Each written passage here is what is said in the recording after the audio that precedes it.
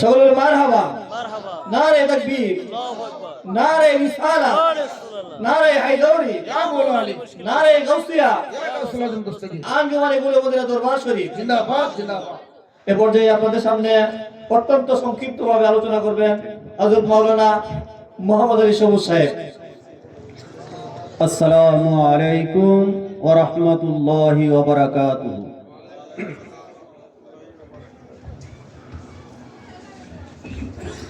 আলোচনার পূর্বে দুটা কথা বলতেছি।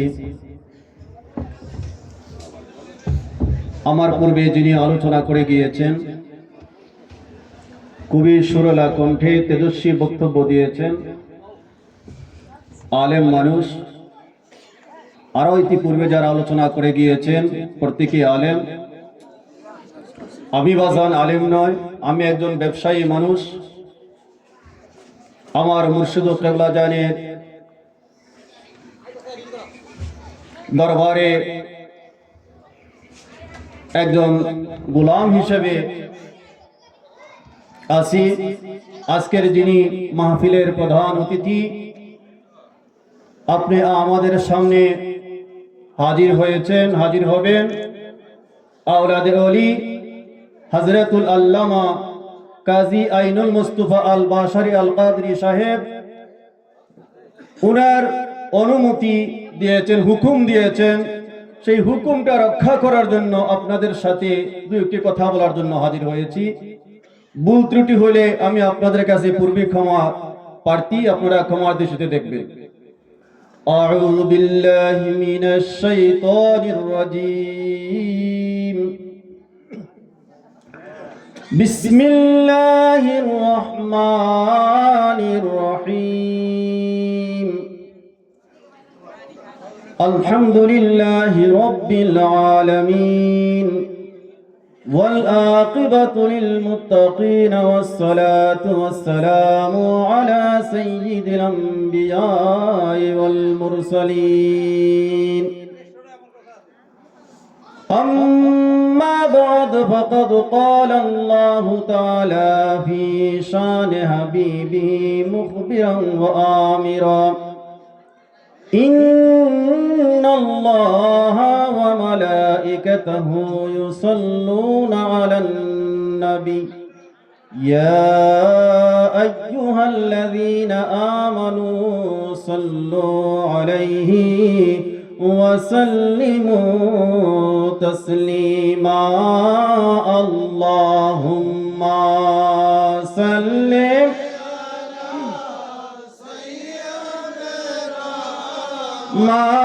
مولانا محمد وعلى آله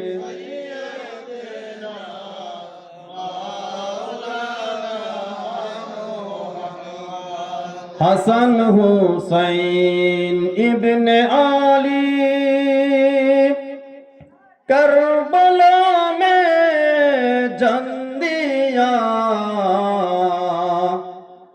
کربلا میں جنم دیا ہے دین بچانے کے لیے اللہم صلی علی سیدنا مولانا محمد وعلی آل سیدنا مولانا محمد لا الہ الا اللہ لا الہ لا الہ الا اللہ لا الہ الا اللہ لا الہ الا اللہ لا الہ আল্লাহ সারা মাবুদ নাই, নবী সারা উপায় নাই। সেই নবীকে পাইতে হলে, সেই নবীকে পাইতে হলে আমার বসর কেবলার দয়া সাইলা ইলাহা ও লা ইলাহা লা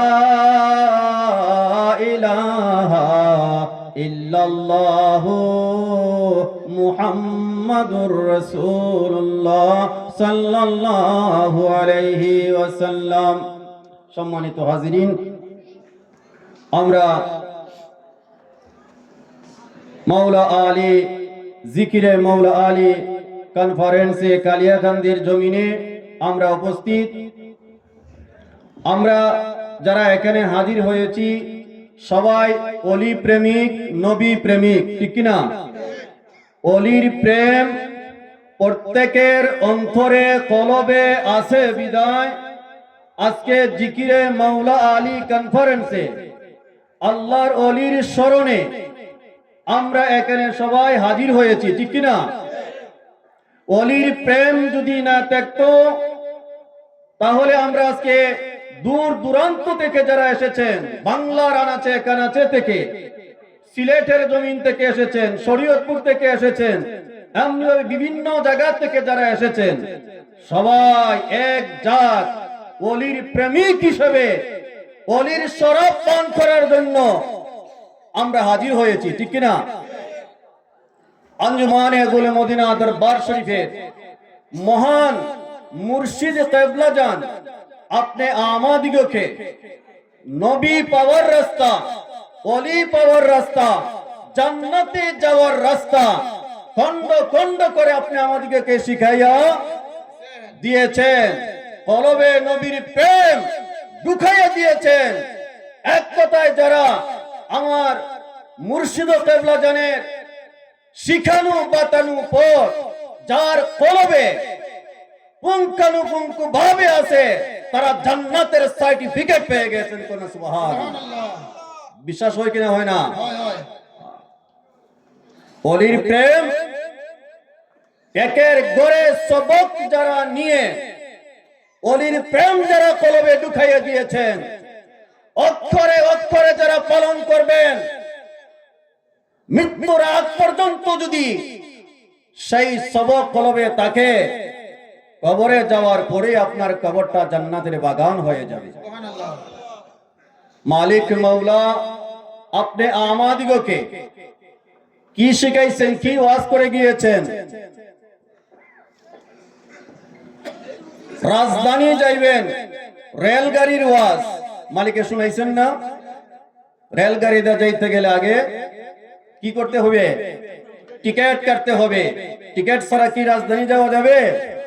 টিকিট কাটতে যখন গাড়িতে উঠবেন, সেগার বা টিটি যখন আপনার টিকিটটা চেক করবে, টিকিটটা যদি পায় তাহলে আপনার সুন্দর একটা চেয়ার, আরামের একটা চেয়ার দিয়া বলবে আপনি সরকারি মেহমান, আপনার কাছে সরকারি টিকিট আছে, এই সুন্দর চেয়ারটা আমি আপনাকে দিলাম, এখানে আপনি আরামসে আরাম ভাবে বসে থাকেন, যত পর্যন্ত রাজধানী না যাবেন তত পর্যন্ত আপনাকে সেই চেয়ার থেকে কেউ উঠাইতে পারবে না। ক্ষমতাটা কিসের দেখাইছে? টিকিটের না?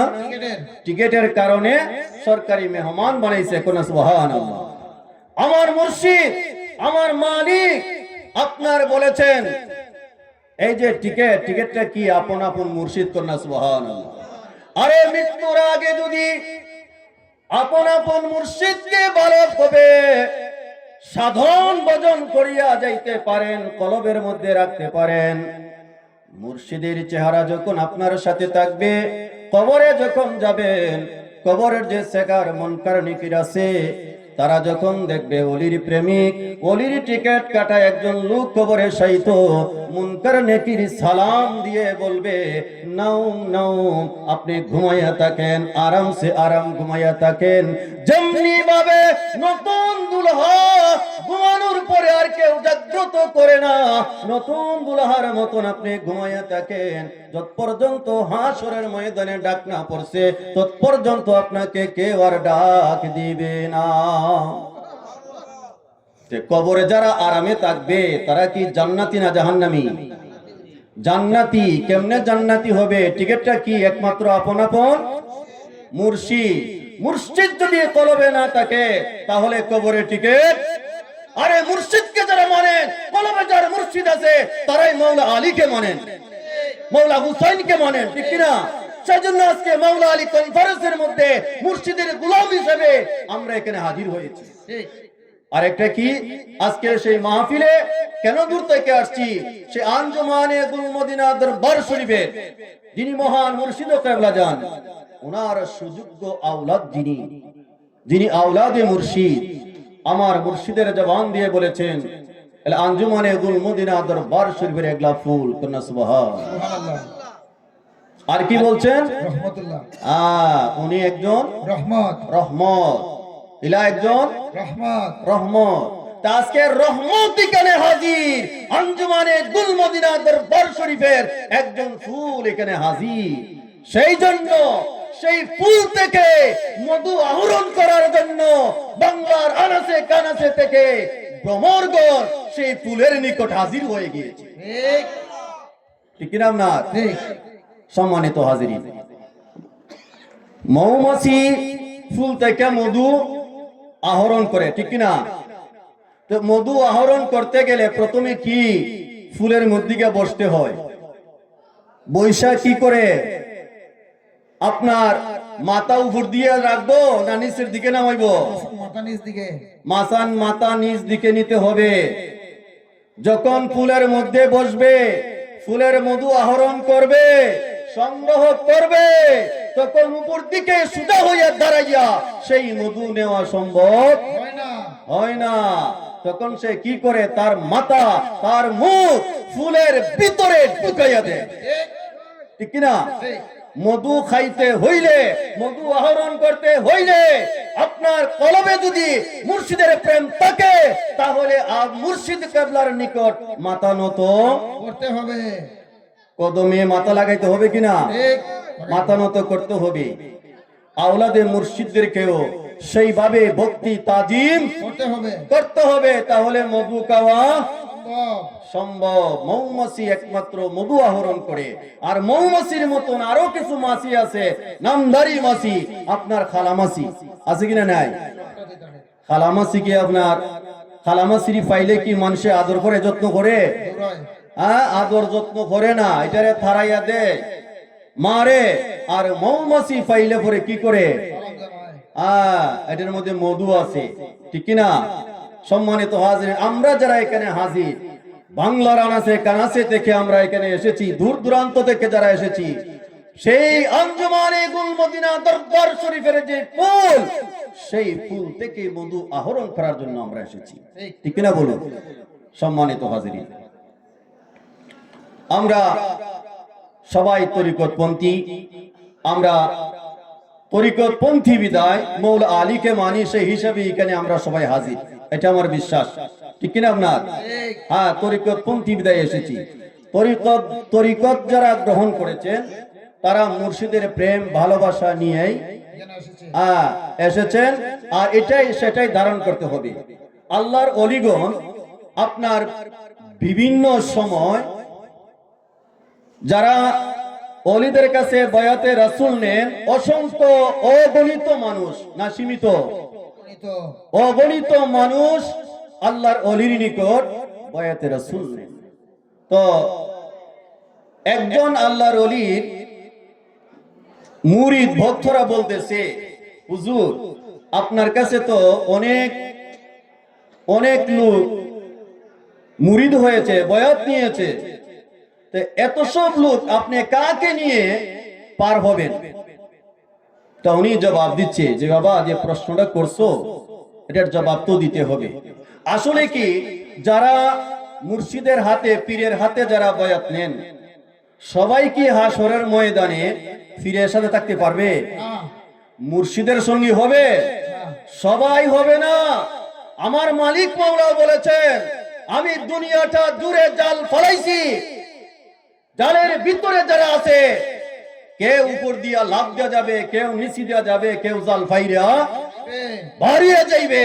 তো যারা বাড়িয়ে যাইবে তাদের ঈমান আর যারা ভিতরে থাকবে তাদের ঈমান পার্থক্য আছে কিনা নাই? অনেক পার্থক্য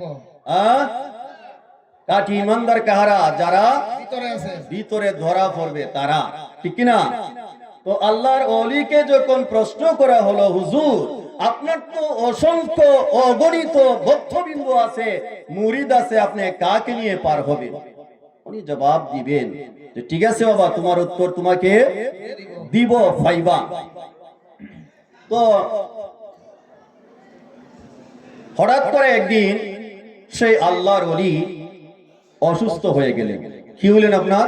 অসুস্থ। অসুস্থ হইলেন, বিমার হইল। এখন ভক্তবিন্দু যারা আছেন, মুরিদ যারা আছেন, সবাই আপনার হুজুরকে দেখার জন্য, তার মুর্শিদকে দেখার জন্য সবাই গেলেন। তো যাওয়ার পরে এখন এক একজন বলতেছেন, হুজুর আপনার অসুখ হয়েছে, আমি রাজধানী নিয়ে যাব, আমি বড় ডাক্তার দেখাবো, আমি বড় ডাক্তার দেখাবো, আমাকে অনুমতি দেন। আমি শেষ করেছি এই ঘটনা বলে, আমি শেষ করে দিতেছি আপনার সম্মানিত হাজিরিন।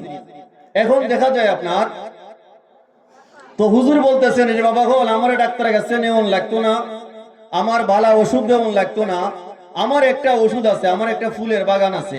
কি আছে আপনার? বাগান। ফুলের বাগান। সেই ফুলের বাগানের মধ্যে একটা গোলাপ ফুল আছে।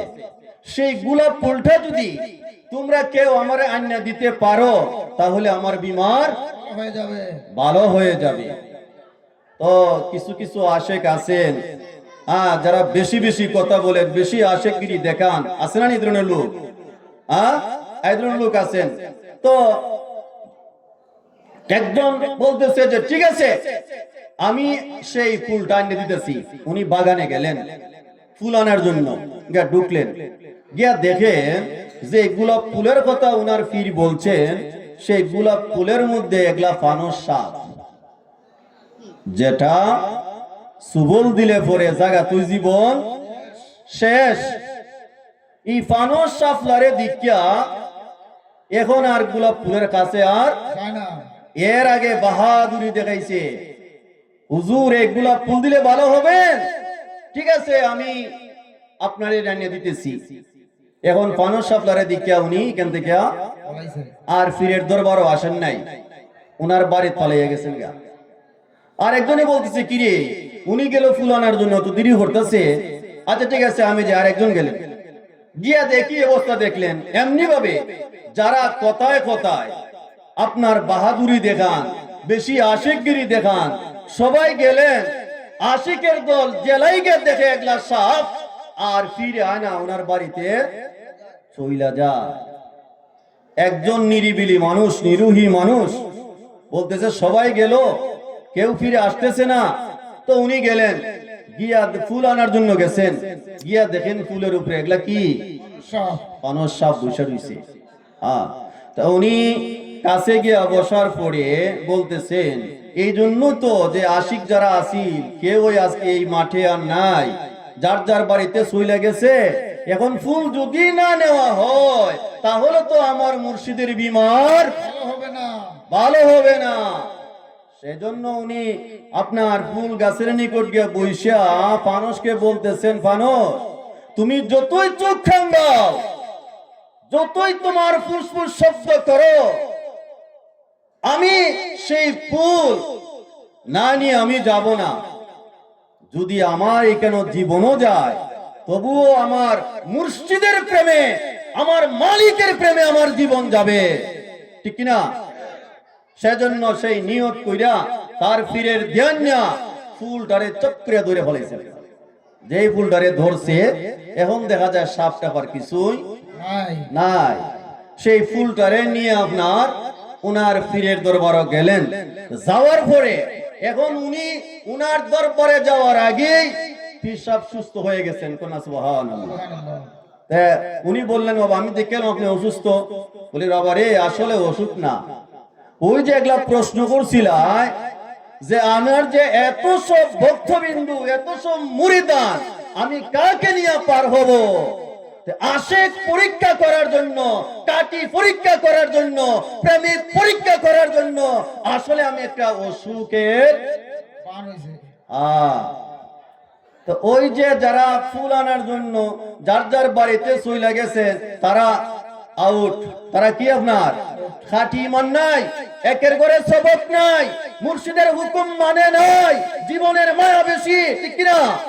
আরে মুর্শিদকে ভালোবাসতে হবে নিজের জানের চেয়ে আরো বেশি, ঠিক কিনা বলুন?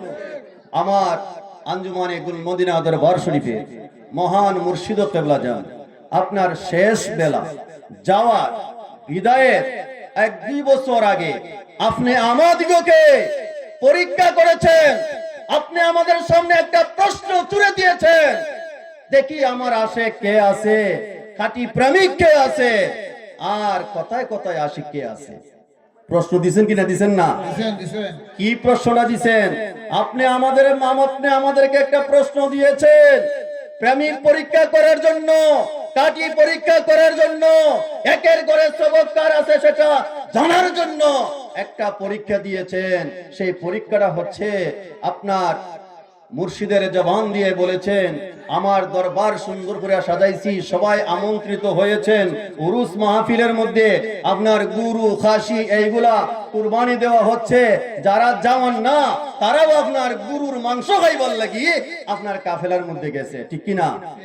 যখন মালিক মৌলা জানেন আর বেশি দিন দুনিয়ায় থাকবেন না, তখন আপনি আমাদের সম্মুখে একটা প্রশ্ন রেখে গেলেন, এখন থেকে গরু খাসি বন্ধ করলাম, ঠিক কিনা? বলছেন নি? মালিকের জবান দিয়ে বলছেন, আপনারা শুনছেন? শুনছেন।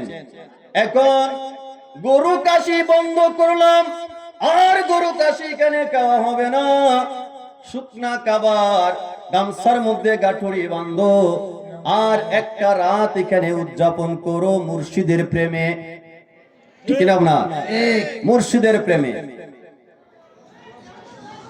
এই কথাটা কার? আপনি আমার নাম আপনার দরবারের কোন সাহেবজাদার?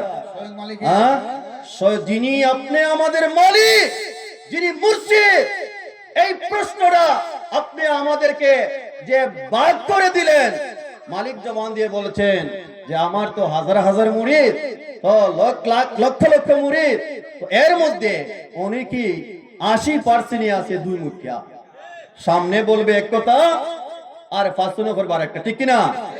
এর মধ্যে 20% আছে খাঁটি, কোন সুবহানাল্লাহ। তো যারা 20% এর মধ্যে আছেন, মালিক যে প্রশ্ন আপনি আমাদের নিকট ছেড়ে দিয়েছেন, তারাই সেই প্রশ্নের উত্তর দিতে সক্ষম, কোন সুবহানাল্লাহ। তারাই পালন করতে সক্ষম। আল্লাহ যেন আমাদিগকে সঠিক পথে, সিরাতুল মুস্তাকিমের পথে, আপন আপন মুর্শিদের দেখানো বাতানো পথে আমরা চলতে পারি, সেই তৌফিকটুকু যেন আল্লাহ আমাদেরকে নসিব করেন। আমরা সবাই বলি আমিন।